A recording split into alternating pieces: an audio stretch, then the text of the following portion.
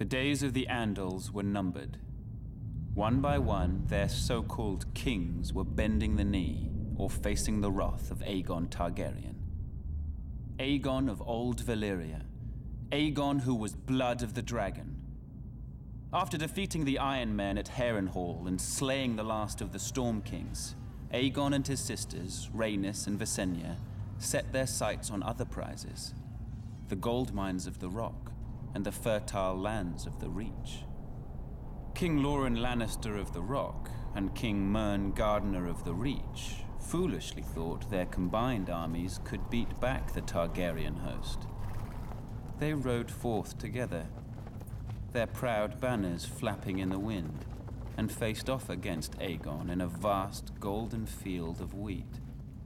The two kings commanded a massive force of nearly 60,000, and it appeared the day was theirs, until Aegon unleashed all three of his dragons for the first and only time. Each beast was named after the Valyrian gods of Aegon's forefathers. Visenya rode Vhagar, whose fiery breath could melt armor.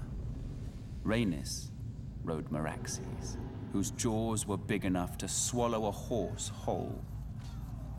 Greatest of all was Balerion the Black Dread, with fire dark as night and wings so huge whole towns were covered in shadow when he flew overhead. This magnificent creature was ridden by Aegon himself. 4,000 men were bathed in glorious dragon flame that day, on what came to be known as the Field of Fire. King Mern was among the dead, and House Gardener died with him. His stewards, the Tyrells, surrendered his ancestral stronghold of Highgarden to Aegon, and were appointed Lords Paramount of the Reach and Wardens of the South. When Loren Lannister witnessed Mern's fate, he wisely bent the knee. Aegon spared Loren's life, and the Lannisters were made Lords Paramount of the Westerlands and Wardens of the West. After his triumph on the Field of Fire, Aegon's conquest was assured. In a short time, the so-called Seven Kingdoms were melted down in the heat of the dragon's flame and transformed into a single realm.